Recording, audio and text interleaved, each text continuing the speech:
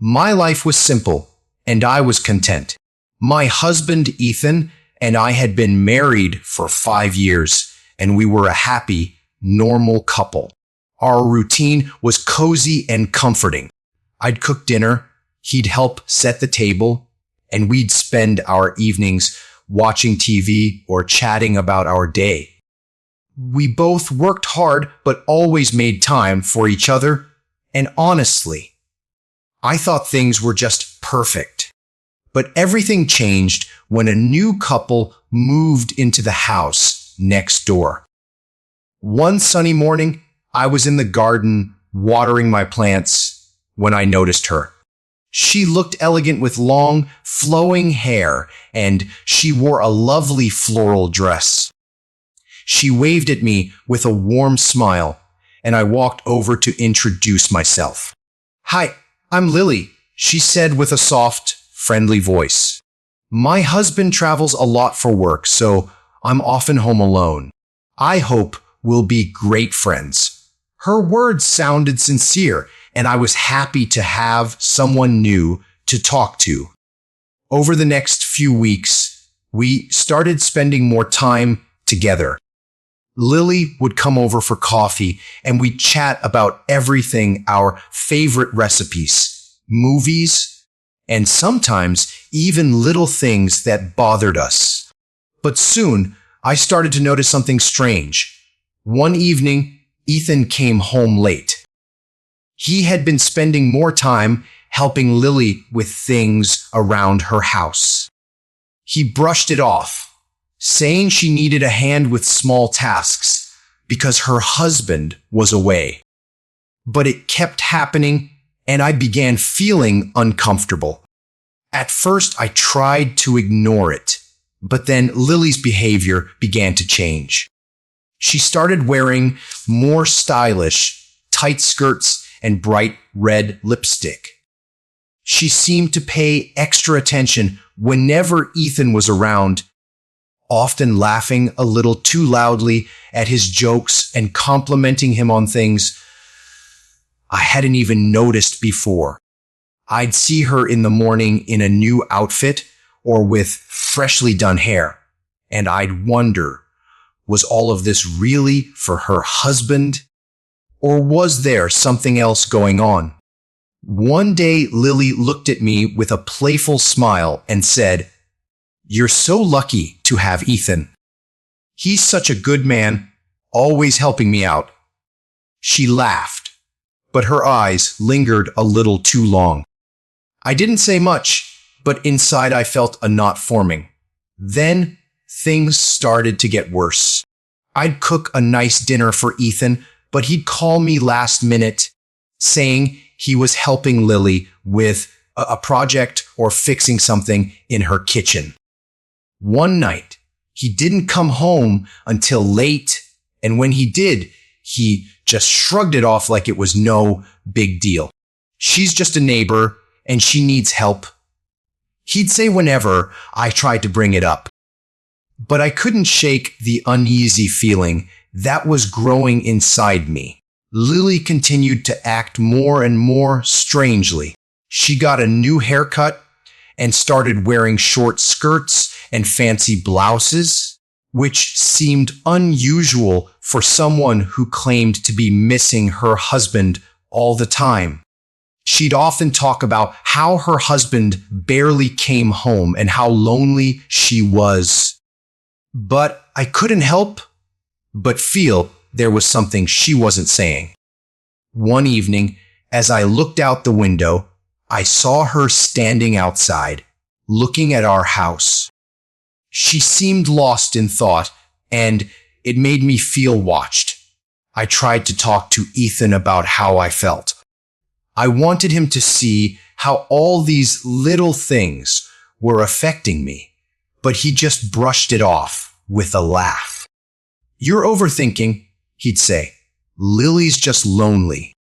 It doesn't mean anything." But deep down, I knew something wasn't right.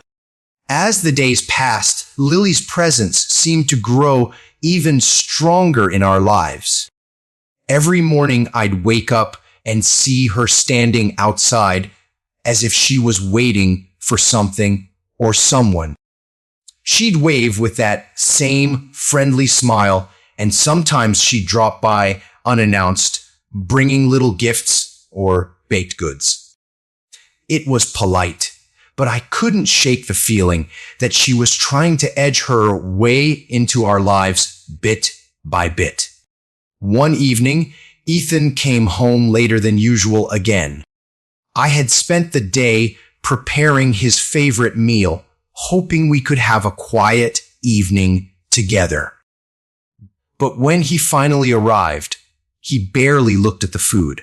He gave a tired sigh, explaining that he had been helping Lily with her garden lights and that it just took longer than expected.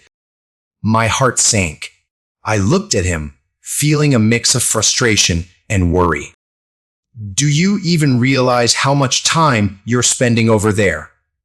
I asked, trying to keep my voice steady. Ethan laughed it off, patting my hand. "You're just being silly. She's a neighbor, nothing more." But that night, I couldn't sleep. I lay awake replaying all those small moments in my mind, the compliments, the laughter, the way she'd look at him with that strange glint in her eye. And I couldn't help but wonder, was I really just overthinking? Or was something more going on? As the weeks went by, Lily's behavior grew even more perplexing.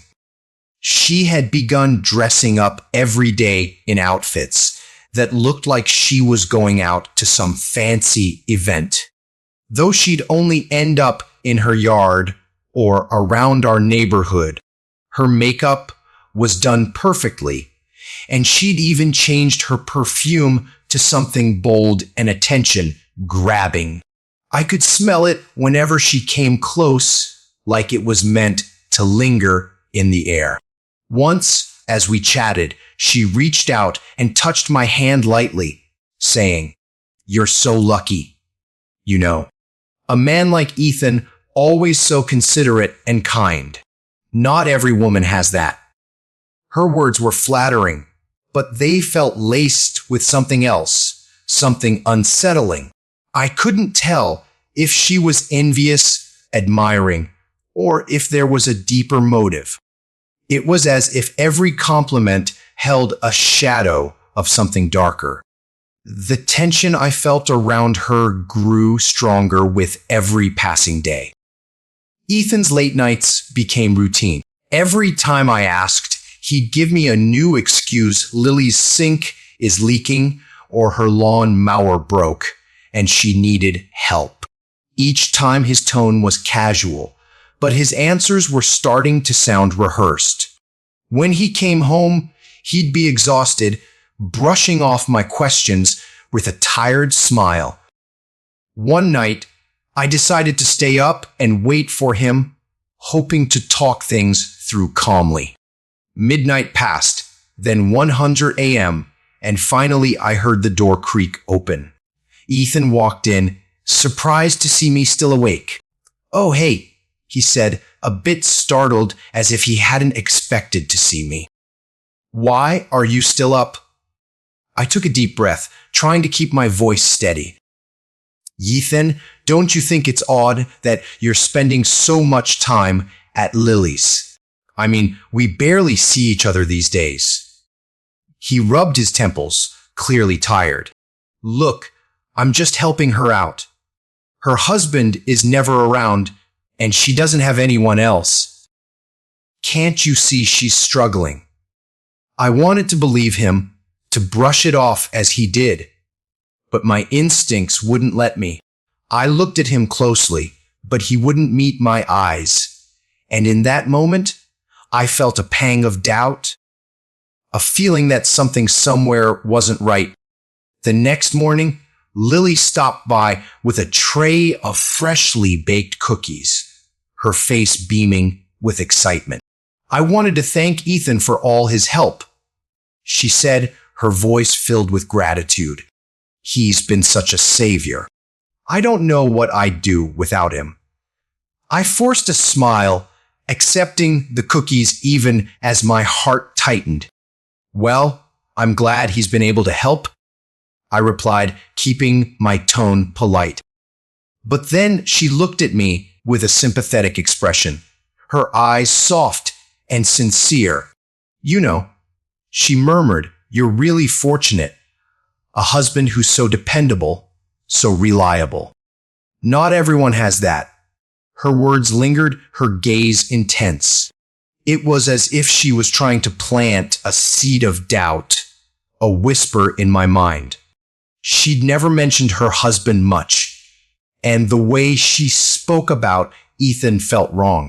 I found myself wondering, was she genuinely grateful, or was there something more behind her compliments? In the following days, Lily's appearance became even more polished. She started wearing brighter colors, high heels, and even started jogging in the mornings. Something I'd never seen her do before. I'd catch her glancing toward our house, a coy smile on her lips, as if she was waiting for Ethan to notice her. And Ethan, he seemed distracted. He'd look away when I tried to bring it up, acting as if nothing was wrong, yet I could sense a shift in his mood. We barely spoke, and even when we did, it felt as though something invisible was pulling us apart. One evening, out of the blue, Lily invited us over for dinner. "Just a small thank you for all you've done," she said, flashing a warm smile. I didn't want to go, but Ethan seemed eager, saying it would be rude to decline. Reluctantly, I agreed, trying to keep my doubts at bay. As we sat around her table, I noticed her house was filled with delicate touches, candles, soft music, dim lighting, all of it giving off a sense of intimacy that felt almost calculated. Lily laughed and chatted, her hand occasionally brushing Ethan's arm, her gaze lingering a second too long. I felt invisible, like a spectator in my own life, watching a scene unfold that I had no control over. That night, as I lay in bed, I couldn't stop thinking about everything. I hadn't eaten much at dinner, too focused on watching Lily's every move, her subtle glances at Ethan, her playful laughs, the way she'd casually compliment him. All of it filled me with a sense of unease that I couldn't ignore. I turned to Ethan, wanting to say something, but he was already asleep, his face peaceful. I wanted to reach out, to hold him close, but something inside me held back. My mind was racing, filled with questions I didn't dare voice out loud. The next morning, I decided to trust my instincts. When Ethan went to work, I looked out my window and saw Lily again, standing outside, talking on her phone with an intensity I hadn't seen before. I couldn't hear her words, but her expression was tense, almost worried. I watched as she paced, her hand running through her hair, frustration clear on her face. And then, just as suddenly as it began, the conversation ended. She glanced toward my house, her face unreadable, before turning and walking back inside. I watched her transform from an innocent neighbor to a figure of uncertainty, and every interaction with Ethan made my heart ache. One afternoon, I finally decided to confront Ethan again. He returned home early, a rare occurrence, and I felt a flicker of hope. We sat down at the kitchen table, and I could see he was tired, his eyes heavy from work and worry. "Ethan," I began, hesitating for a moment. "Can we talk? I can't shake the feeling that something is off between us." He looked up, concern crossing his face. "What do you mean? Is this about Lily again?" "I told you, she's just a neighbor. We're helping each other. I took a deep breath. It feels like more than that. She spends so much time with you. You come home late, and you seem distant. It scares me. Ethan leaned back, his expression shifting from concern to defensiveness. I'm just being a good friend. Why can't you see that? Tears welled up in my eyes. Because I love you and I don't want to lose you. Remember our love, our vows. We promised to communicate, to be open. Suddenly the doorbell rang. It was Lily, dressed in yet another vibrant outfit, this time even more daring than usual. Hey, Ethan. I just brought over some more cookies. She chirped, her voice bright. But I felt a chill run down my spine. Ethan smiled almost too brightly. You're the best, Lily. He stood up, walking toward her with enthusiasm, and I felt a knot tighten in my stomach. As they chatted about trivial things, I felt invisible again. It was as if I were fading into the background, lost amidst their laughter. I couldn't take it anymore. I stood up abruptly, my chair scraping against the floor, causing both of them to turn and look at me. Ethan, can we talk alone? My voice wavered, but I was determined. I needed to reclaim our space, our communication. Once in the bedroom, I turned to Ethan, my heart racing. You don't see it, do you? The way she looks at you, the way you look at her. This isn't just friendship. It feels like a line is being crossed. He sighed, running his hand through his hair. I didn't mean for it to be this way. I thought I was just being helpful. I stepped closer, tears spilling down my cheeks. But what about us? We had something beautiful, Ethan. Our love was based on trust and open communication. Don't let her change that. Ethan looked into my eyes, his expression softening. I'm sorry. I should have communicated better. I just didn't want to hurt your feelings. But I love you. You're my wife, my partner. In that moment, everything shifted. I could see the remorse in his eyes, the realization that I was right. Then we need to set boundaries, I said firmly. Lily is not just a neighbor anymore. She's a complication we didn't ask for. When we returned to the living room, Lily was still there, chatting and laughing, seemingly unaware of the storm brewing. I cleared my throat, ready to stand my ground. Lily, can we talk for a moment? I said, my voice steady despite the flutter in my chest. She looked surprised but nodded. Sure, what's up? I took a deep breath, feeling the weight of the situation. I think we need to address the time you've been spending with Ethan. It's affecting our marriage, and I'm sure you don't want that. Lily's smile faded slightly. Oh, come on, I was just trying to be friendly. I didn't mean to cause any problems between you two. Ethan stepped in, his voice firm yet calm. Lily, we appreciate your kindness, but my commitment is to my wife. I can't keep helping you if it jeopardizes our relationship. Lily's expression shifted, and I could see a flicker of understanding in her eyes. I didn't realize it was that serious.